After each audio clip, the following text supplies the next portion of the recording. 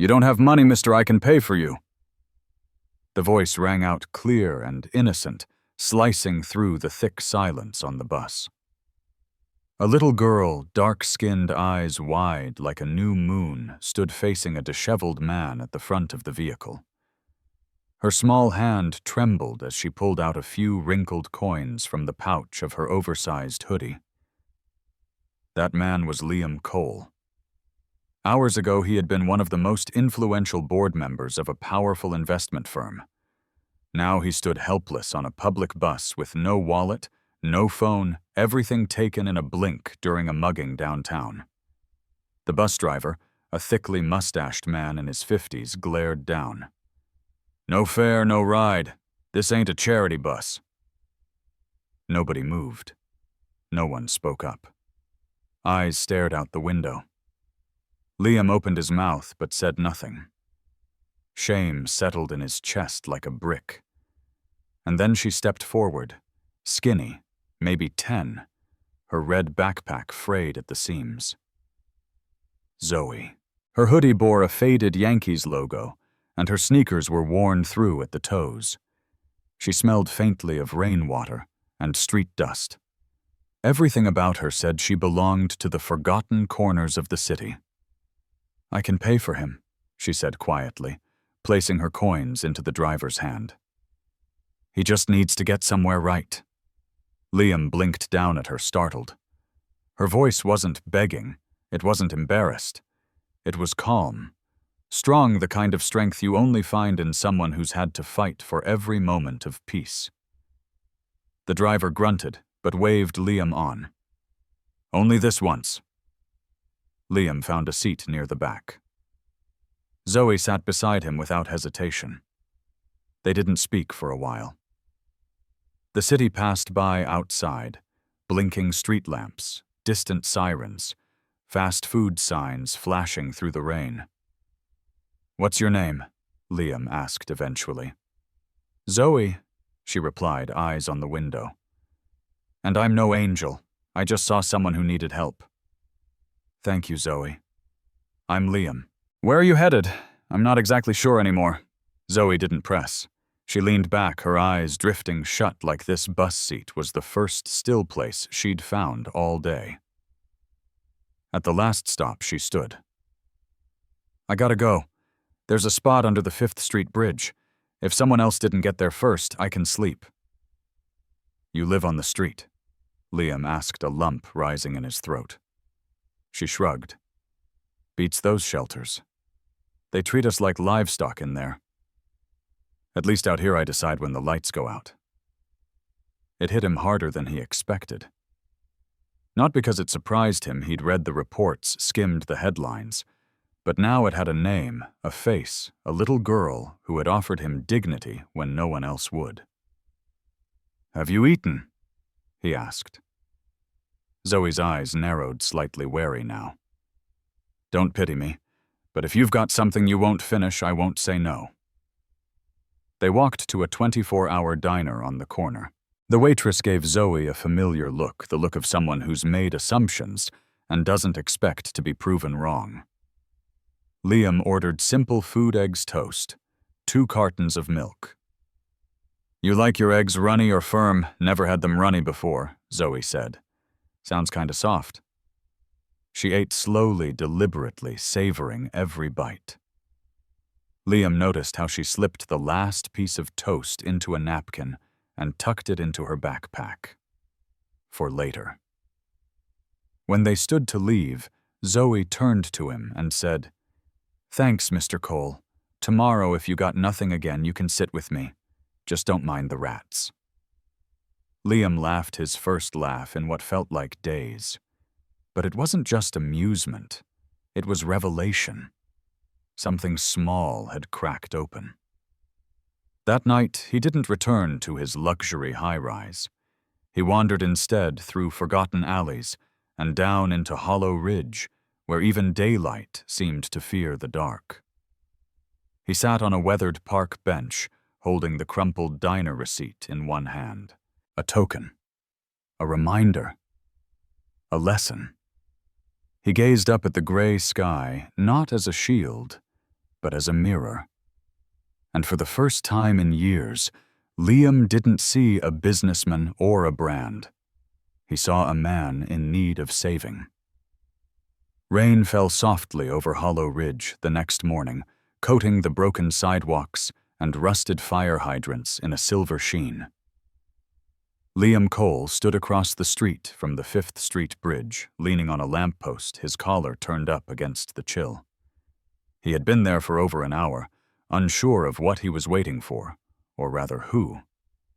His mind kept circling back to Zoe, a little girl who had nothing yet gave. A stranger's kindness wasn't new to him. He'd donated to shelters, spoken at charity galas, but none of that had touched him the way Zoe's calm generosity had. That kind of goodness didn't come from strategy, it came from survival. A worn blanket stirred beneath the overpass. Liam squinted. A few bundled figures began to rise as the city stirred awake, and then he saw her Zoe unfolding herself from a corner behind a stack of milk crates. She yawned and stretched, patting her hoodie like it was armor. Liam crossed the street, careful not to startle her. "Zoe."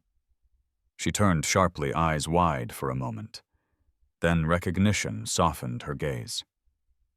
"You again?" He nodded. "I couldn't stop thinking about yesterday." "You're not going to preach, are you?" she said, slinging her red backpack over one shoulder. "Some folks come down here trying to feel good about themselves." "I'm not here to feel better," Liam replied. "I'm here because you made me realize I could do better."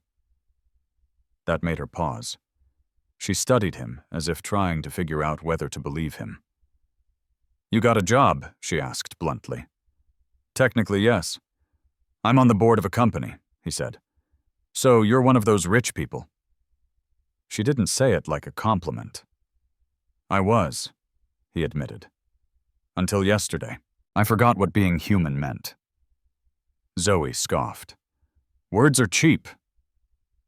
Liam smiled. "Then let me try something more expensive like breakfast." Zoe hesitated, glancing over her shoulder as if expecting someone to pull her back. Then slowly she nodded. "Just eggs, no funny stuff." The diner was quieter than the night before. The waitress recognized them and gave a half nod of surprise. Liam chose a corner booth this time. Zoe sat with her legs curled under her, watching everything. Between sips of orange juice, she asked, "You always carry cash now?" Liam chuckled. "You learn quick when you've been mugged. Bet you didn't see that coming, huh? Guys in suits usually don't." "No," he said honestly. "I didn't. I thought I was untouchable. And then gone just like that. Now you know what it's like to be on this side." Zoe muttered more to herself than to him. A silence stretched between them. Liam felt the weight of it. This wasn't just a meal. It was a test. "What about your family?" he asked gently. "Gone," she said quickly. "One in prison? One ran off the rest? Who knows? I take care of myself. That's not how it should be." "Well, it is. Some people grow up in houses. I grew up behind dumpsters. You just learn where not to sleep, who not to trust, and which corner gives you shade in the morning." Liam let her speak. It was the first time she wasn't deflecting with sarcasm. "I want to help you," he said softly. "Don't," she snapped. "That's the thing people say right before they disappoint you." He leaned forward. "What if I disappoint you anyway? Would you rather I not try?" Zoe stared at him. Her lips parted, but no words came. She looked away. "You ever lose someone?" she asked suddenly. Liam nodded. "My wife, cancer. A few years ago. Then you know. It hurts when they leave. Hurts even more when you never meant anything to begin with." Her words pierced through him like ice. He reached across this table not to touch her, but to close the distance. "You meant something to me. That's why I came back." This time Zoe didn't argue. She ate in silence, wiping her mouth with her sleeve. Her eyes were glassy, but she blinked quickly, burying it. When they stepped outside, the rain had stopped, leaving the streets washed but still gray. Zoe zipped up her hoodie. "I gotta go," she said. "Will you let me see you again?" She shrugged. "I'm not hard to find. You just have to look in the places no one wants to." Liam nodded. "Then I'll keep looking." She started to walk off, then stopped, turning back. "Don't bring fancy people next time or cameras." "I ain't a cause." "You're Zoe," he said firmly, "and I'm not going anywhere." That made her pause again. Then she turned and walked toward the shadowed alleyways of Hollow Ridge, blending into the city like mist. Liam watched her go, then pulled out his phone. It had been replaced that morning. He dialed his assistant. "Sarah," he said, voice steady. "I want you to arrange something quietly. I want a list of shelters, schools, food programs. Real ones. The ones nobody funds." Sarah sounded startled. "Sir, is this for PR?" "No," Liam said. "This is personal." He ended the call and stared out at the morning city. Something had begun. He didn't know where it would lead, but for the first time in years he was following something other than profit. It was hope, small, fragile, but very real. The sun had barely lifted over the rooftops when Liam stepped into the boardroom of Cole and Vance Capital. The sleek, glass-walled conference room was a far cry from the damp concrete under the 5th Street Bridge. Here the world smelled like espresso and leather-bound portfolios, but Liam's thoughts were still on Zoe. He had barely slept. Her voice kept echoing in his head. "Don't bring fancy people next time or cameras. I ain't a cause." She wasn't wrong. For years, Liam had thrown money at causes. But Zoe wasn't a cause. She was a child surviving a war no one saw. His assistant, Sarah, greeted him with a concerned expression. "You've got a full schedule. The investors want clarification on the Q3 numbers, and the PR team's waiting on a statement regarding yesterday's incident downtown." Liam raised an eyebrow. "You mean me getting mugged?" "They're worried about your image." He paused. "Tell them the truth." "I got mugged. I was vulnerable. It reminded me that money doesn't make you immune to real life." Sarah hesitated. "That might not go over well." "I'm not here to go over well." He pushed open the door to the conference room. The room fell silent as he entered. Seated around the table were a dozen of the city's sharpest financial minds, men and women in tailored suits, eyes cool and calculating. "Morning," Liam said, pulling out a chair. "Let's talk about what we're not doing." The room shifted, unsure. "I want this company to start investing seriously, investing in programs that support homeless youth. Not just donations. Partnerships, real money, real resources." A man across the table, Victor Frost, the CFO, raised an eyebrow. "Is this about the mugging, Liam? With all due respect, a reactionary pivot like this could damage our brand." "This isn't reactionary," Liam said. "It's overdue." "And the shareholder's another board member," Karen added. "They won't support charity over profit. I'm not asking for approval. I'm informing you of direction." The tension in the room thickened. Liam could see the skepticism blooming like mold on silk, but he didn't flinch. After the meeting, Sarah followed him back to his office.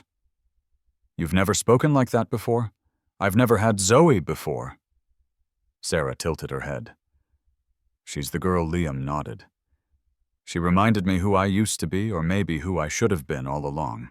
Later that afternoon, Liam drove to a small public school on the east side, the kind with cracked playground tiles and security guards at the front door. He'd made calls, pulled strings. Principal Maria Reyes had agreed to a meeting reluctantly. She led him into her office, filled with second-hand furniture and laminated inspirational quotes taped to the walls. "You're the rich guy who got mugged," she said bluntly. "I prefer the rich guy who got educated," Liam replied, smiling. Maria didn't smile back. What do you want? I want to help kids like Zoe. The name caught her attention. She sat back. You know her not well, but enough to know she shouldn't be sleeping under bridges. Maria sighed. She was on our radar. Bright girl, strong will, but bounced out of the foster system, then disappeared. I want to find a way back in for her, Liam said, and for others like her. Maria's eyes softened slightly. That's noble, but kids like Zoe don't trust easy. They've been promised too much and handed too little. I'm not making promises, he said. I'm building something quietly, safely. Maria nodded slowly. Then start by showing up.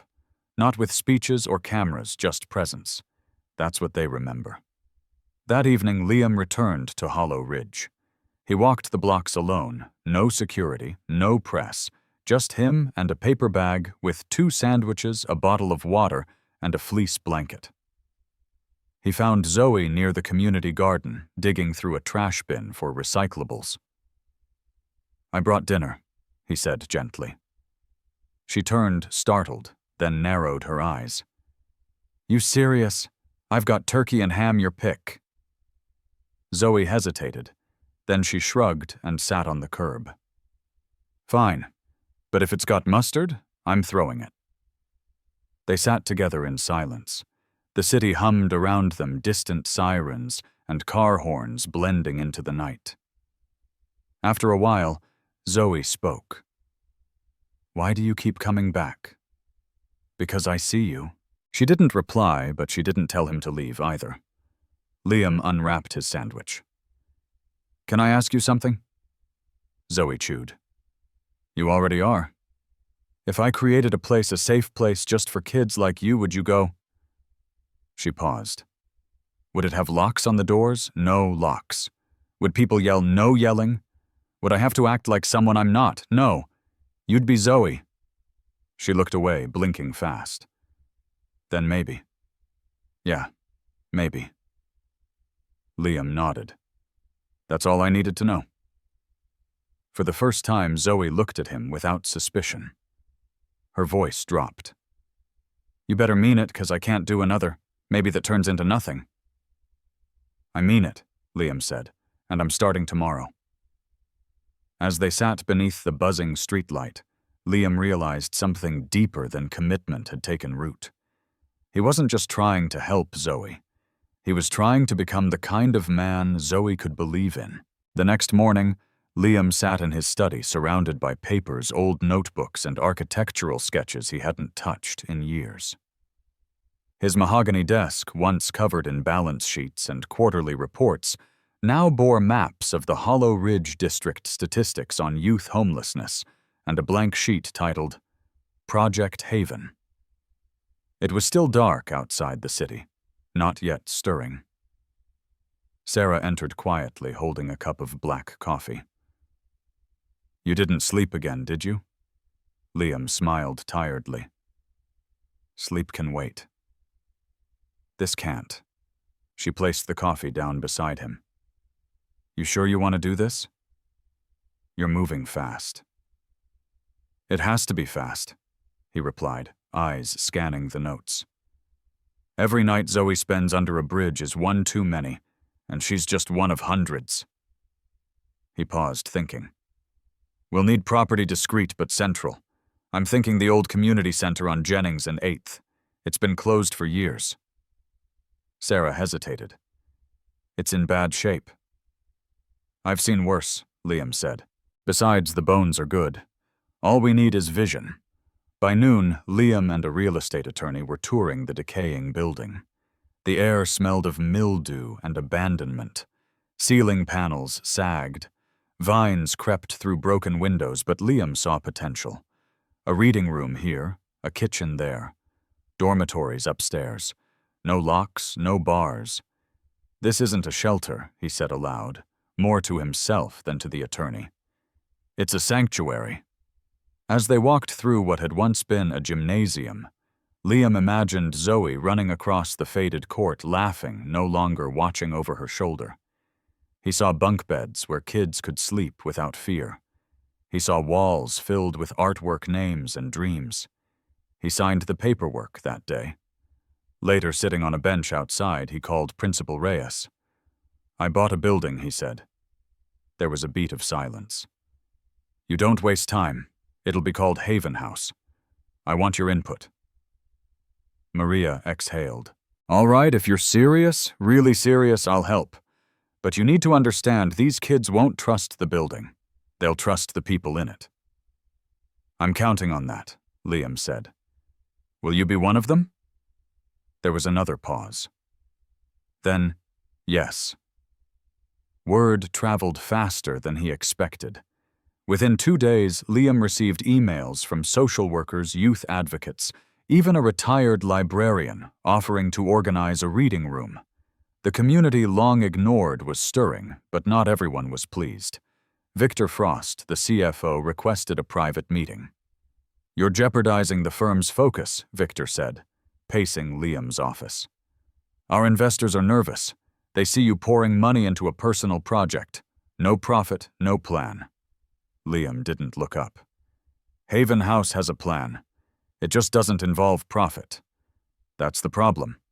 You're abandoning what this company was built on." "I'm redefining it," Liam replied. "If our legacy is only numbers, we've failed."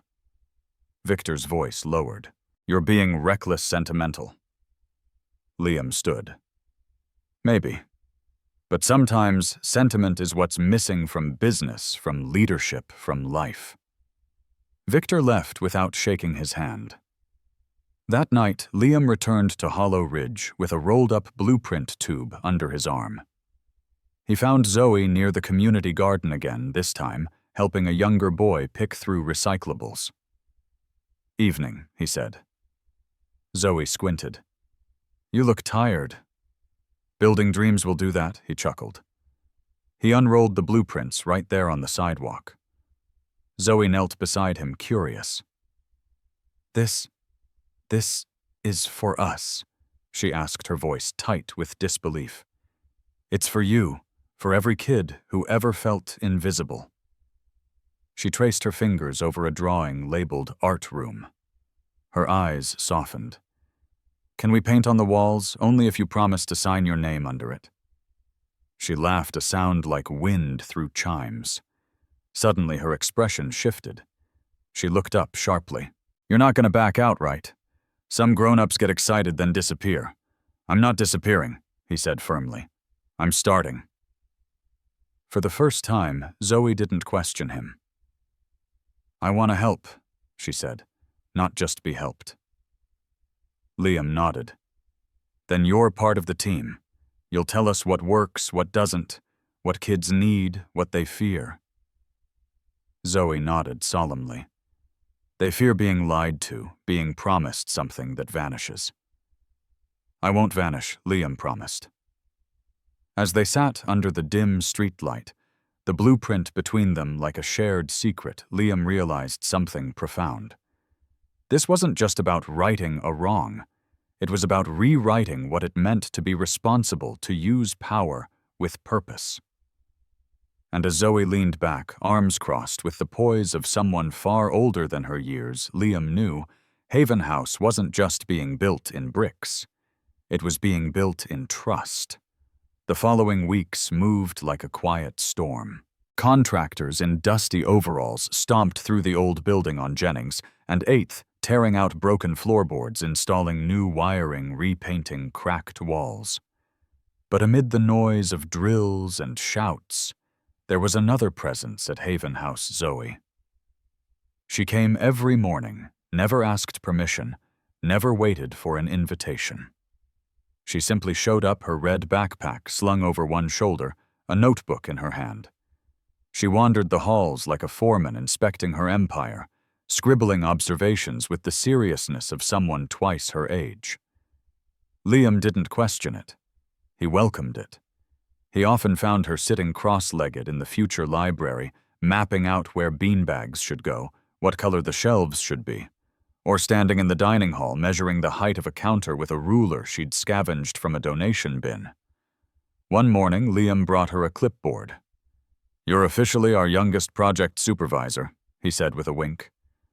Zoe took it like it was a crown. Good. First order, no beeping machines before 8 a.m. Some of us need to sleep. Noted, Liam said, suppressing a laugh. Despite the dust and the paint, something sacred was being constructed trust. The crew began to greet Zoe like one of their own. Volunteers brought her snacks. An elderly electrician named Mike even taught her how to strip wires under supervision. She absorbed it all with quiet pride. But not everything was smooth. A week before opening day, during an early evening planning session, Liam walked into the main rec room and found Zoe sitting in a corner, her back turned, shoulders tense. He approached slowly. "Hey," he said gently. "What's wrong?" She didn't turn. "They're talking," she said, flatly. "Who?" "The people outside. I hear things. They think this is some kind of tax dodge, some rich man's guilt project." Liam crouched beside her. "Do you believe that—" She didn't answer right away. "Then I don't know what to believe anymore." Her voice cracked, just slightly, but enough. Liam sighed. "You know, when I started this, I thought money would be enough, that I'd throw dollars at the problem and things would fix themselves. But then I met you. And I realized people don't need saving. They need someone to stand beside them." Zoe glanced at him. "So you're not saving me, I'm standing beside you." That answer seemed to settle something in her. The next day, Haven House's main wall in the entrance hallway was painted bright white. Liam arrived to find Zoe already there, holding a brush in one hand and a can of deep blue paint in the other. "I got an idea," she said. He watched as she dipped the brush and in bold strokes painted words across the wall. "We were here. We matter." Other kids followed. Some from the neighborhood, some drawn in by volunteers and whispers. They painted names, images, a small black dog, a pair of eyes, a broken chain, a tree with deep roots. They claimed that wall not with vandalism, but with voice. Liam stood back and let it happen. A reporter from the local news had caught wind of the project and asked for an interview. Liam agreed reluctantly. He stood outside Haven House, flanked by the mural, and Zoe, who remained silent but present. "What inspired this?" the reporter asked. Liam didn't look at the camera. He looked at Zoe. "A girl gave me a few coins to ride a bus. That's what started all this. Her kindness, her courage." The reporter smiled. "And where is she now?" Zoe finally spoke. "I'm right here watching to make sure he doesn't mess it up." The clip went viral that night, but Liam didn't care about the views. What mattered was the shift calls started coming in. Former foster kids offering to mentor. Retired teachers asking to donate books. A jazz musician offered to teach after-school sessions. And with every new voice, Haven House grew not just in structure, but in soul. But not all attention was welcome. Victor Frost returned. He requested another meeting. Liam agreed this time at Haven House. Victor stood stiffly amid the scent of fresh paint and sawdust. "This place, it's impressive." "It's necessary," Liam replied. "You're taking calls from the mayor now," Victor said. "People are talking about you like some kind of savior." "I'm not a savior," Liam said. "I'm just listening to what should have been heard long ago." Victor stepped closer. "You're changing, Liam, and not all of us are sure it's for the better." Liam looked at the mural wall, now fully covered in color and messages. Then he looked back at Victor. "That's okay," he said. "Change was never supposed to be comfortable." As the sun dipped below the rooftops that evening, Liam stood at the front gate of Haven House and watched Zoe show a smaller girl how to draw stars. He smiled. The walls talked now, and they spoke of belonging. 3 days before the official opening of Haven House, The building buzzed with anticipation. Volunteers painted the final window trims, electricians tested emergency lights, and Zoe, clipboard in hand, inspected everything like a general before parade. She was sharper, more focused now. Her voice carried more weight. Children followed her with the same kind of trust they once withheld from adults. Liam watched her from a distance, pride mixed with a protective concern.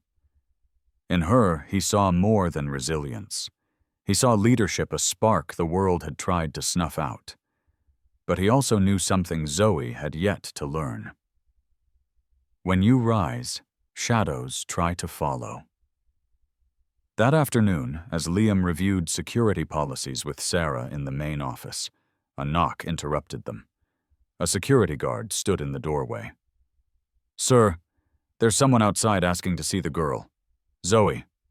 Liam straightened. "Who?" He wouldn't give a name. Said he's family. Zoe was in the art room when Liam found her. She had paint on her hands and a determined scowl as she organized supplies.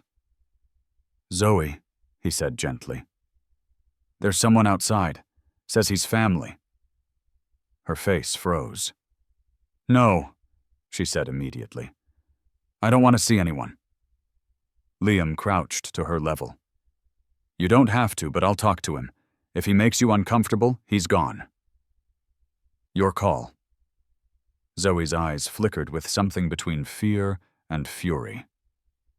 "If it's Vince, I swear he only shows up when he wants something." "Stay here," Liam said. "I'll handle it." Outside, a man in his mid-30s leaned against the chain-link fence. He wore a leather jacket 2 sizes too big, his eyes hidden behind scratched sunglasses, and his stance reeked of practiced charm. "You must be the money," the man said with a smirk. "Name's Vince, Zoe's cousin." Liam didn't offer his hand. "You looking for her?" Vince nodded. "Heard she's got it nice now, living big in some charity palace. Figured I'd check in, maybe she wants to reconnect." "She doesn't," Liam said flatly. Vince's smile thinned. "She say that? Or is that you speaking for her?" "She said it." Vince sniffed. "She owes me. I looked out for her when no one else did." Liam's jaw tightened. "You left her to sleep under a bridge." Vince's posture shifted. He stepped closer. "You got no idea what it's like out there. Don't judge me, suit."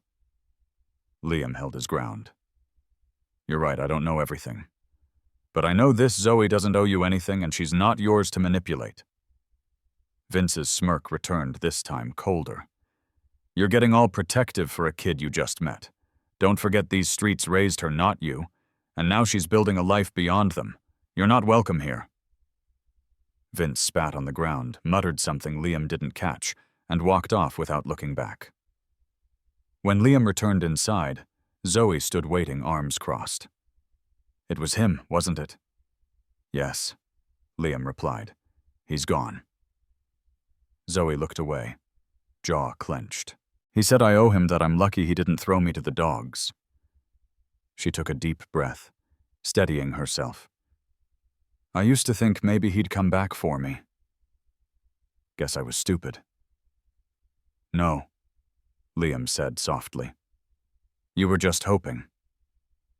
"That's not stupid, that's human." Zoe's eyes glistened, but she blinked it away. "Hope gets people hurt sometimes." Liam agreed, but sometimes it gets them home. She didn't respond, but later that night he found a new addition to the mural. A single phrase in Zoe's careful handwriting above the image of a broken chain: "I choose who gets to stay." The message was clear. The next morning brought a different challenge.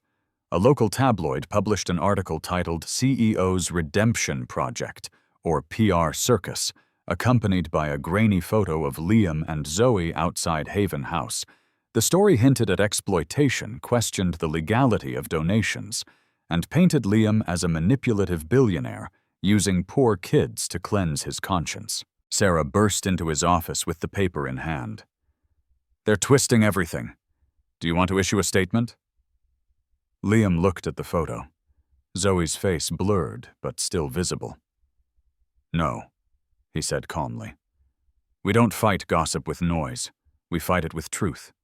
He called a staff meeting. Volunteers, workers, advocates gathered in the dining hall. Zoe stood off to the side, eyes guarded. Liam stood before them, holding the tabloid. This story will not define us, he said. They can question my motives, that's fair, but they don't get to define this place. Only we do, and more importantly, the kids who live here do. He turned to Zoe. Would you like to speak? Zoe looked surprised. Then slowly she stepped forward. I don't know what they wrote, she began, her voice small but steady. But I know what I see. I see kids laughing for the first time. I see hot meals and warm beds. I see people who ask how you're doing and mean it. She paused. He didn't save me. He listened, and because he listened, I found my voice. A beat of silence. Then applause. It wasn't loud, but it was real. After the meeting, Liam found Zoe sitting outside under the flagpole. You didn't have to speak, he said. I wanted to, she replied. They can talk all they want, but they don't get to tell my story. He sat beside her, looking up at the sky. It was cloudless open. That mural you painted, he said. It's more than art. It's history. Yeah, Zoe smiled. Then maybe it's time we added another wall. Liam nodded. Tell me where. And as the sun set behind the city's edge, two silhouettes sat side by side, one learning to lead the other, learning to follow. The grand opening of Haven House arrived under a crisp blue sky. Rows of folding chairs lined the courtyard. Banners fluttered from the windows, handmade, stitched by community members. One read, "This is ours." Another, painted by Zoe herself, simply said, "We're still here." Liam stood at the back of the crowd, adjusting his tie nervously. He'd been to hundreds of ribbon cuttings, fundraisers, and photo ops, but this felt different. This wasn't about ribbon or applause. It was about making something that lasted when the lights dimmed and the crowd went home. Zoe approached from behind, holding a clipboard and wearing a simple red hoodie, clean this time. Sleeves rolled. The microphones are checked. Miss Reyes is lined up to speak after you, and I told the food truck guy not to leave early this time. You've thought of everything. Liam smiled. She gave a half-smile back. Some of us plan like it's survival, 'cause it is. The ceremony began with a welcome from Principal Reyes. She spoke not from a podium, but standing among the kids. She talked about the lost ones the city forgot, and how this house wasn't about charity, it was about restoration. When Liam's turn came, he stepped up, cleared his throat, and began. I built buildings my whole life, he said, but they were always for people who already had everything.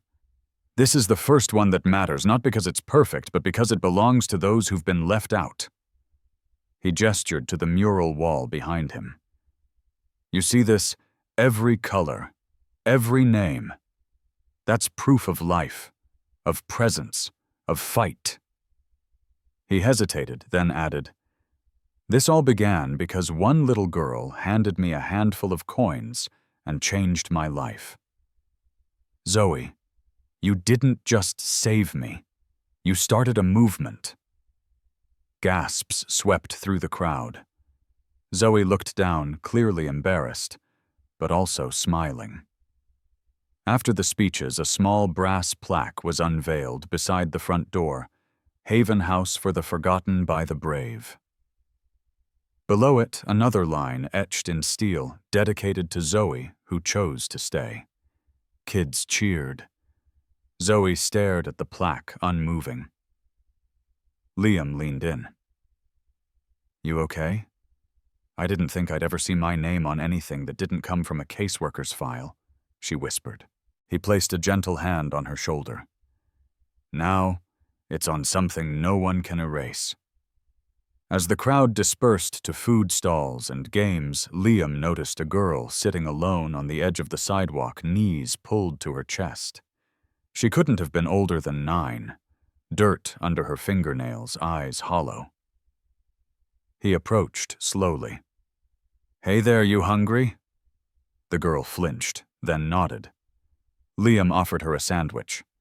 She took it without a word. Zoe noticed and walked over, kneeling beside the girl. "What's your name?" Zoe asked gently.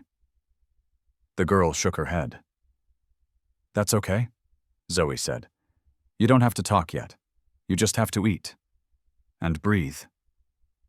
They sat with her in silence until she finished the sandwich. Then quietly, the girl whispered Lily. Zoe smiled. "Hi, Lily. Welcome home." That night, long after the last chair had been folded and the lights dimmed, Zoe and Liam stood in the hallway staring at a blank section of the mural wall. "She asked me today if she could paint her name," Zoe said. "Lily. She said no one ever let her sign anything before." Liam stepped aside. "Then this wall is waiting." Zoe picked up a brush, dipped it in teal paint, and began forming letters.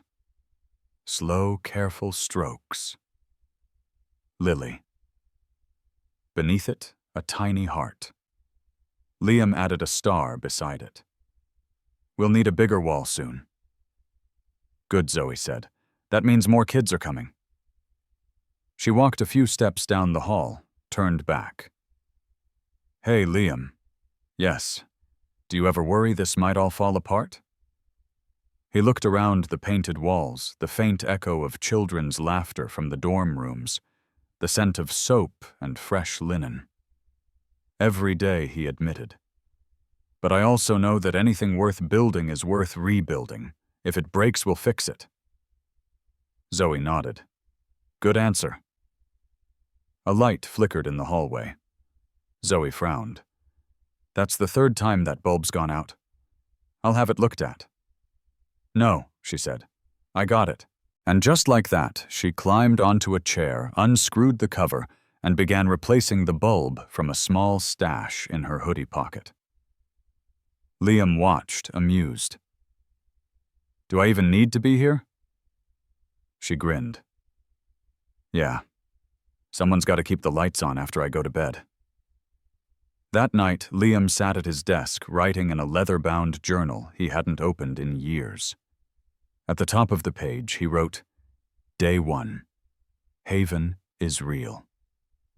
Then paused, stared at the words, and added, "Because Zoe is." Autumn swept in like an old friend, uninvited, familiar, and full of stories. The trees lining the sidewalk outside Haven House blushed crimson and gold.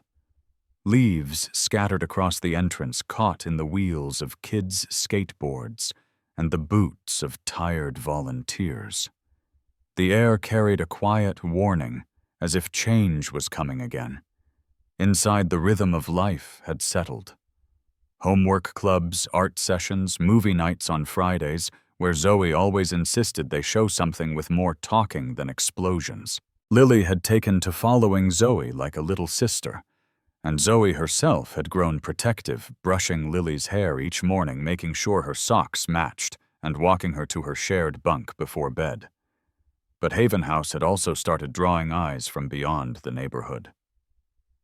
One morning, Liam sat in his office with Maria Reyes and Sarah, reviewing recent messages from city council members, donors, and more unsettlingly, inspectors. A fire marshal had dropped by unannounced. So had a licensing officer.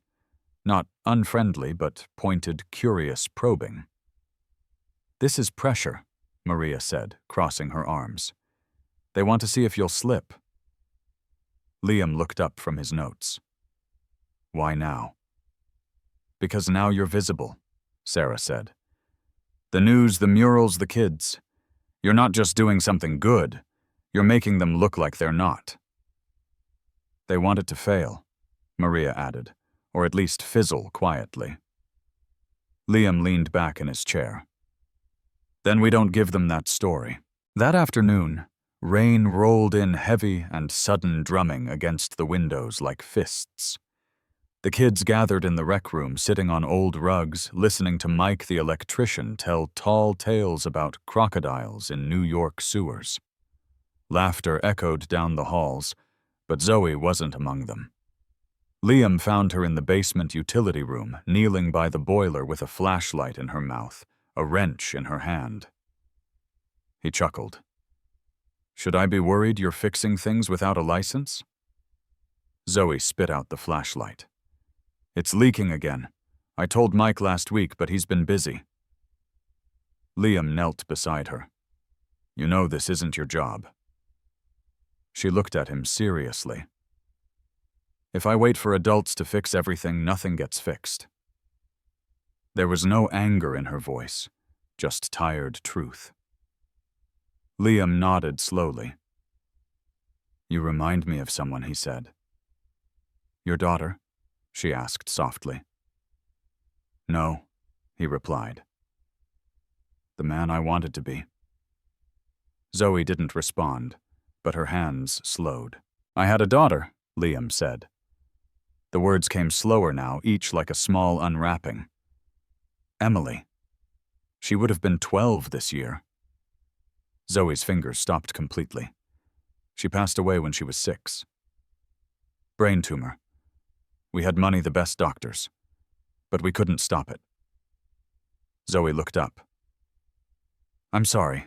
I never really told anyone, that Liam admitted. Not fully.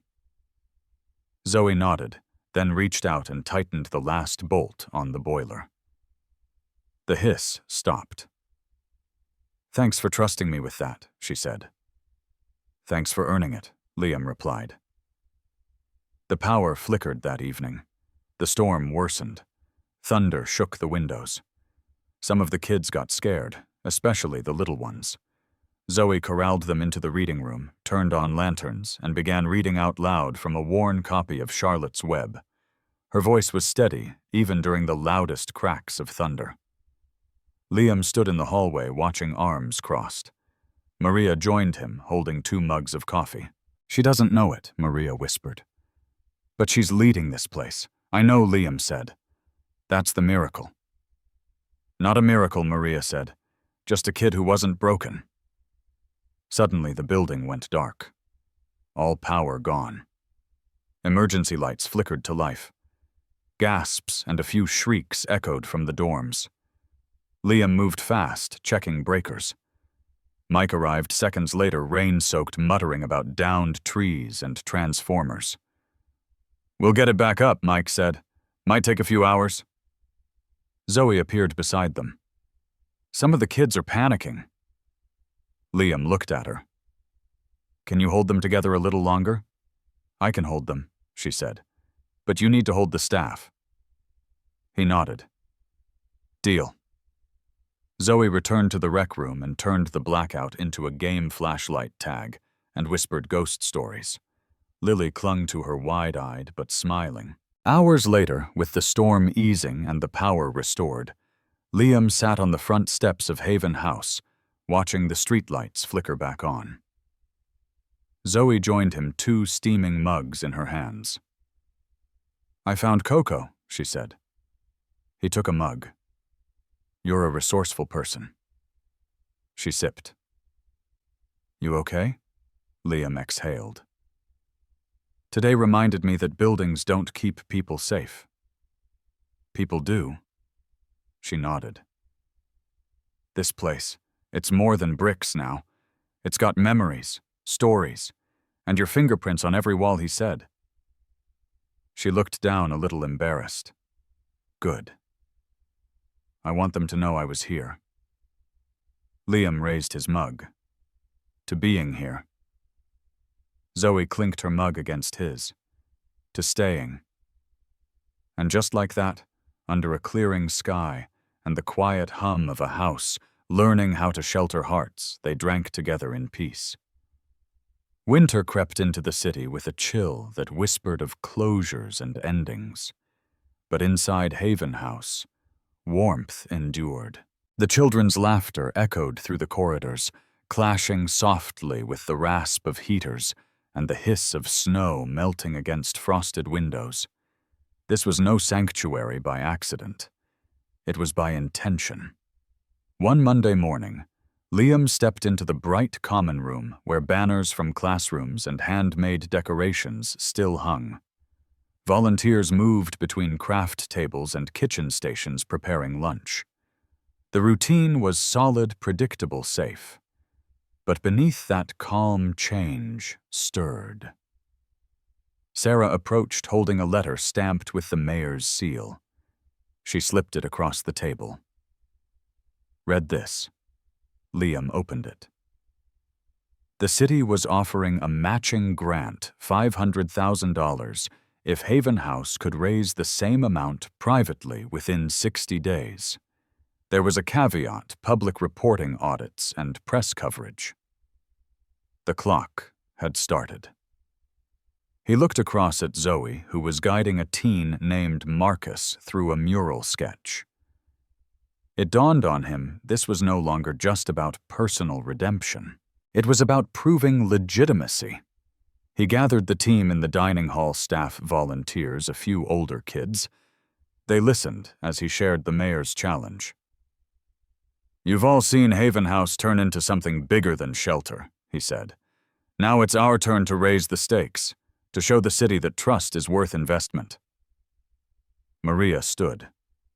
"It'll require transparency time and pressure, but it also means we can help many more kids."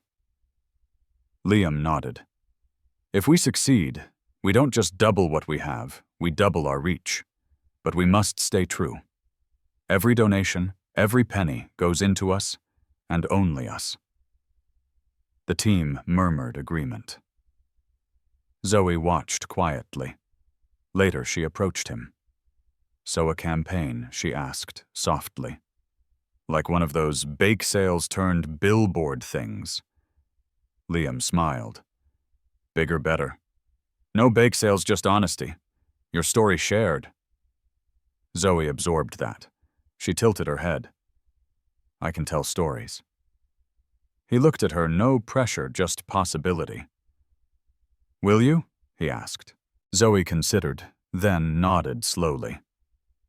"I'll tell it."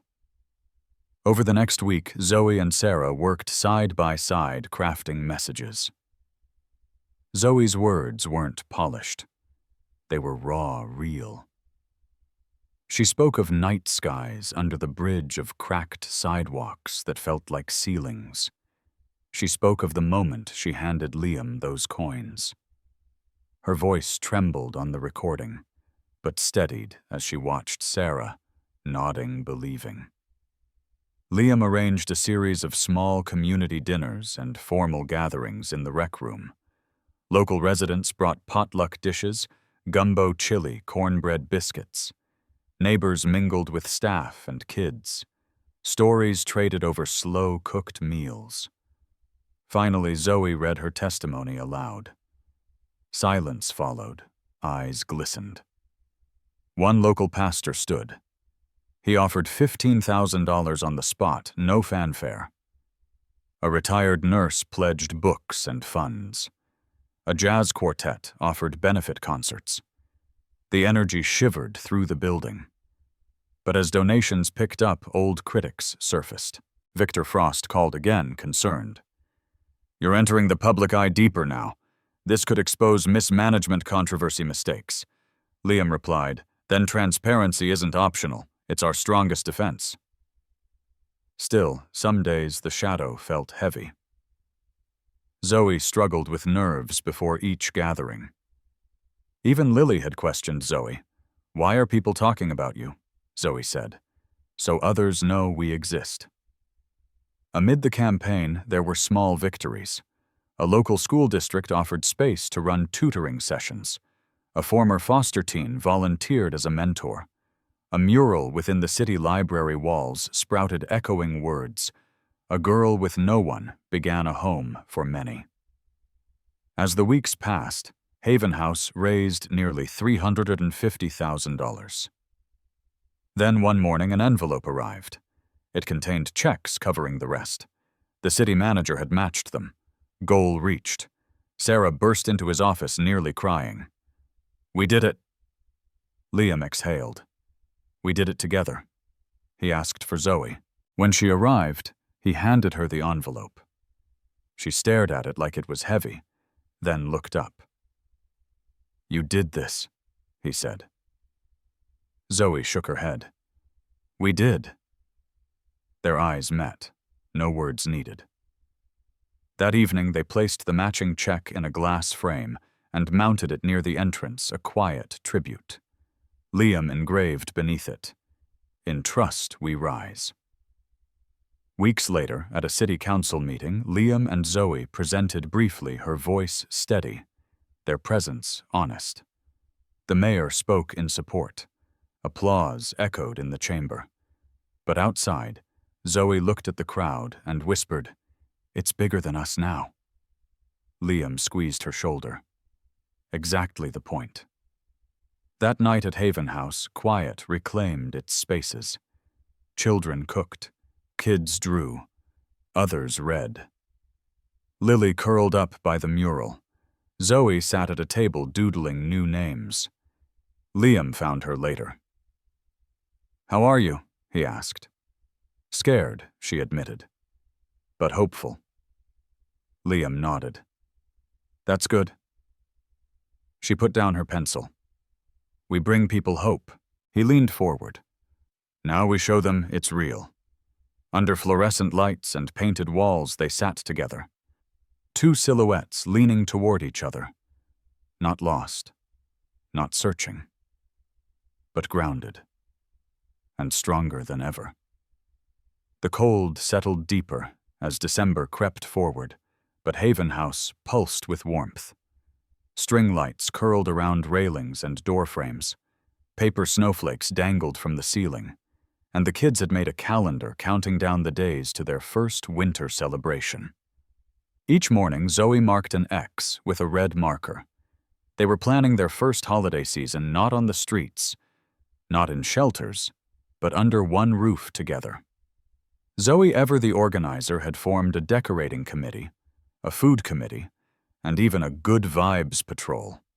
Lily insisted everyone wear matching socks on celebration day, and someone had donated a stack of fuzzy ones in all colors. But as Liam stepped into the main office one Thursday morning, he was met not with cheer, but tension. Sarah handed him a document. Background check. Red flag. Liam read the name James Arlo, one of the new volunteers. He didn't lie on his form, Sarah said, but he has a sealed juvenile record. We didn't know until a city contact flagged him. No adult convictions, nothing recent. But Liam leaned back in his chair, eyes scanning the hallway where Zoe was helping Lily practice her lines for a skit. "Let's bring him in," he said. They sat James down in the small conference room. A tall, quiet man in his late 20s, James looked shaken but composed. "I know what this is about," he said before they even began. Liam nodded. "Tell us." "I was 16. Got caught in a fight with some older kids. It went bad. One of them ended up in the hospital. I took a plea. Juvenile detention. 3 years. He looked them in the eye. I haven't been in trouble since. I got a degree. I work construction. I started volunteering because I saw myself in these kids. I just wanted to help." Liam folded his hands. "Why didn't you tell us?" James shrugged. "You wouldn't have called me back." Sarah looked uneasy, but Liam said nothing at first. He glanced out the glass door at the walls, at Zoe's murals, at the names, at the memories. "We built Haven House to give second chances," he finally said. "But we can't compromise safety." James nodded. "I understand." Liam stood. "You'll continue volunteering, but only with adult supervision, and never one-on-one with minors." "Understood." James blinked. "You're giving me a shot." "We're giving you the same chance someone gave Zoe. Or me." Word spread fast, as it always did. Some volunteers were uneasy. A few parents called. But Zoe surprised Liam that evening as he reviewed emails. "You were right," she said quietly, standing by his desk.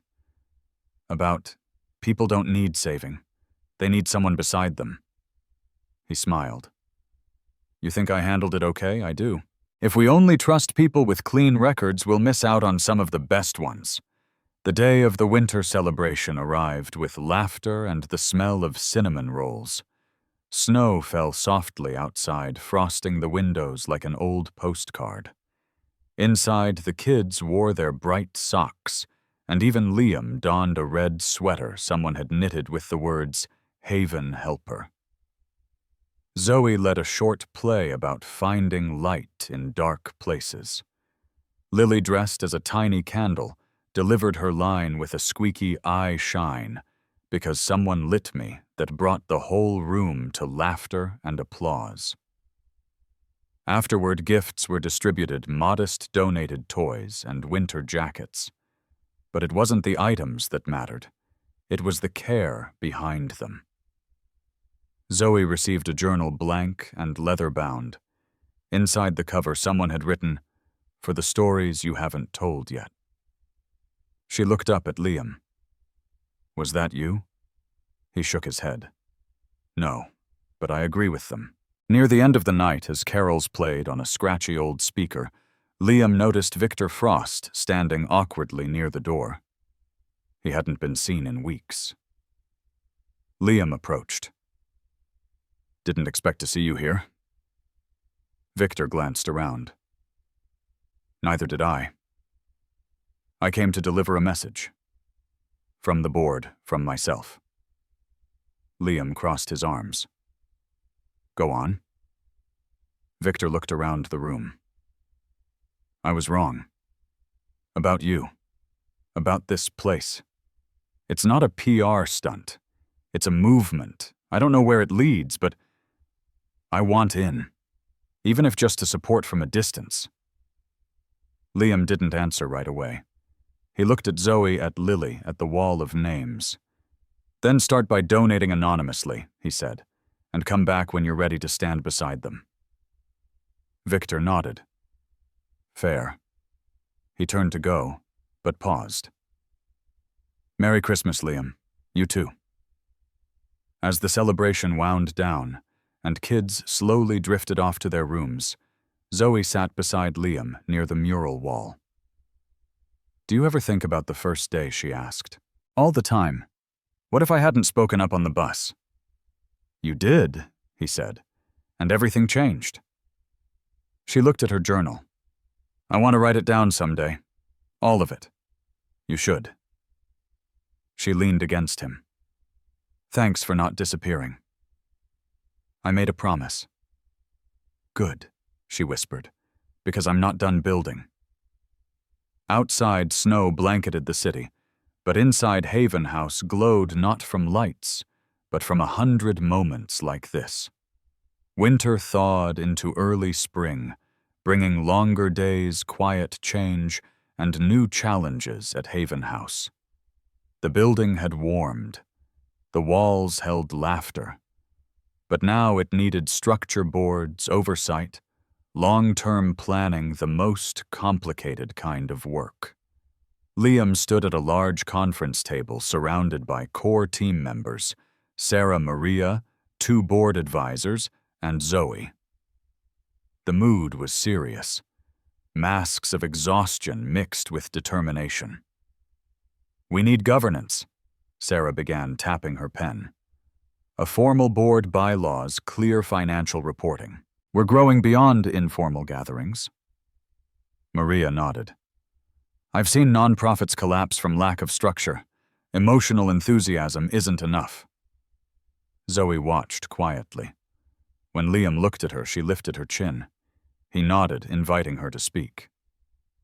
Zoe considered her fingers, tracing the wood grain of the table. "I don't mind meetings," she said. "I just don't want them to forget why we started." She met Liam's eyes. "We started for people, not paperwork." Her words stilled the room. Liam leaned in. "You're right," he said. "We build structure so we don't collapse ourselves, but we keep people at the center." A new board was formed, including Maria Serra, a city youth advocate and a volunteer mentor who'd cared for Lily. Victor Frost declined a formal seat, but offered ad hoc guidance. With a board in place, Haven House adopted policy improvements, background checks standardized, financial transparency ensured. But friction crept in. Volunteers sometimes felt stifled. Kids felt supervised. The cozy chaos gave way to meetings, agendas, procedures. One afternoon, Zoe walked into the rec room to find kids pushing clipboards at her. "Meeting in 5, one volunteer announced." She froze. "Meeting," she echoed. Her eyes drifted to the mural. Names. Voices. She found Liam in the office. "We're losing something," she said. "It feels built by people who don't live here." Liam sighed. "We need governance to support this, to protect it. But someone has to remember the voice," she said. "The heart." He paused. He understood the undercurrent. Structure was rising, but empathy risked slipping away. He met her gaze. "So you'll tell me when we're crossing the line?" She nodded slowly. "Promise." He nodded. "I'll listen." That week, Zoe helped lead a new orientation session for volunteers. She walked them through the walls, explained each mural, each name. She shared Lily's story. She taught empathy not as a policy, but as the first lesson of volunteering. Liam watched from the back, learning. But pressure came from another direction, external expectations. A philanthropist offered a large grant, but insisted on specific metrics: number of kids served, success stories, measurable outcomes. The kind of grant non-profits chase. But that risked turning people into data. Sarah was planning a rollout. "We can show graduation rates improvement in school attendance. We'll look professional." Zoe interrupted gently. "But what about Lily, who only showed up once? Or the teen who didn't finish tutoring but found her first job here?" Liam stood. "Metrics matter, but stories matter more." They crafted a new report, numbers on one page, stories on the next. Lily's photo. Zoe's account of the first bus ride. The boiler night blackout. The mural phrase, "I choose who gets to stay." Between lines of data, human lines were drawn. The philanthropist agreed. But with growth came personal cost. Liam found himself working 14-hour days, torn between board meetings downtown and quiet nights at Haven House. Sarah voiced concern in the office one afternoon. "You're stretched," she said. "You're not the superhero you once were." Liam closed his eyes briefly. "I'm not a superhero. I'm still learning." He called a small retreat. Staff volunteers, Zoe included. They gathered in the rec room, pizza boxes, warm cups of coffee. They asked questions. What's gone well? What feels lost? What's working? What's hurting? They listened. Zoe spoke first. "I like leadership now, but I don't like bureaucracy. Can both exist?" A volunteer answered. "Only if we stay honest," Maria added. "We need structure that respects freedom, rules that protect without caging." In the final circle, Liam said quietly, "We'll keep building, but we do it together." Silence settled. Then applause, not for him, but for them all. That night, Liam walked through the mural hallway. He touched the painted names. He met each kid's gaze in the wall. He sensed their expectation that Haven House be more than bricks. It'd be a promise. He paused at a broken chain. Zoe had added new words beneath. Healing is choosing peace. His reflection in the paint was dim but present. He whispered, "We will heal." And the wall nearly glowed. The first anniversary of Haven House arrived quietly, without banners or fanfare, but with something far more enduring presence. Children woke to the smell of cinnamon rolls. Volunteers greeted them with soft laughter. Snow dusted the sidewalks, and Zoe, now 16, stood by the front window, watching it fall, not as a child looking out, but as someone who had claimed her place within. Liam found her that morning near the dining hall clipboard, in hand, ticking off supply lists. "A year," he said. "Feels like 10. She smiled, tired but proud. "Feels like home." He stepped beside her. "Want to mark the occasion?" Zoe shrugged. "Let the kids have their day. I just want to finish the new mural." They walked together down the west hallway, where the newest wall stood still, mostly blank. Zoe had started sketching ideas weeks ago. Now the shape was coming into focus, not just a mural of faces, but a tree. Its branches held stories. Its roots cradled names. She had called it the wall that speaks. That afternoon, Liam gathered everyone in the common room, not for a speech, but for silence. "Today," he said, "we don't celebrate us. We celebrate survival, and the stories that brought us here." He stepped aside. Zoe took the floor. She wore no microphone, no script. "A year ago, I thought silence protected me," she began. "Now I know my voice does." She told them about that bus ride, about the man she didn't know was a CEO, about the first night she slept on a real bed, and how strange the quiet was. She told them about Vince showing up, about Lily's first smile, about the night the power went out, and she read Charlotte's Web in the dark. Then she turned toward the new mural.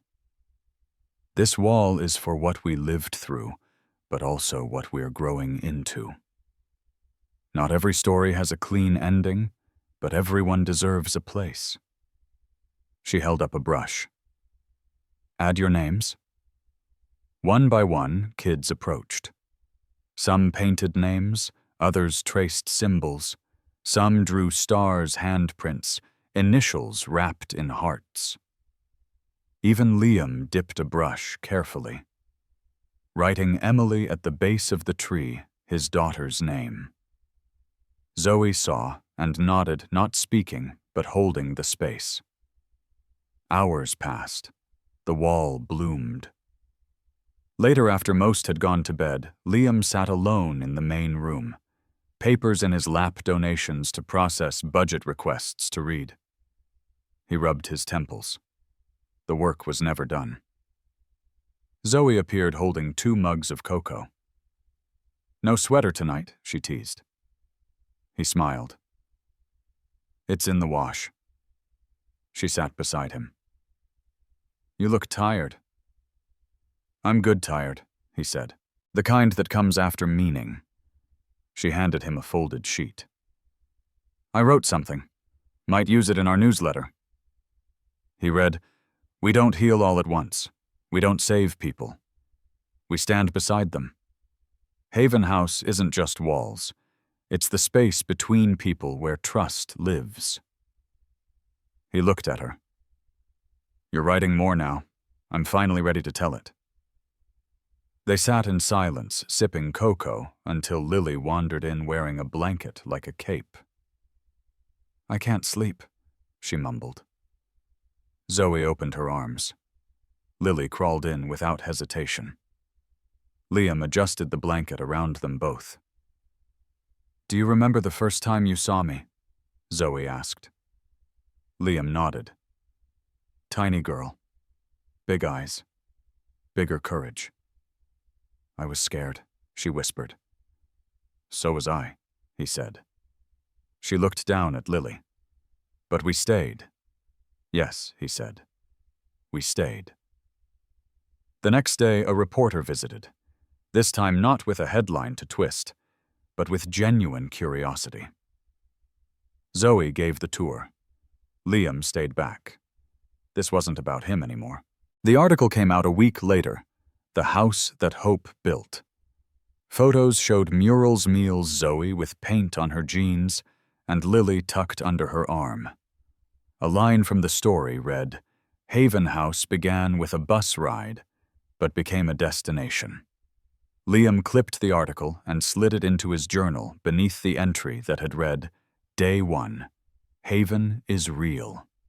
He added a new line, "Year 1, Haven endures." That evening, they gathered one last time around the mural.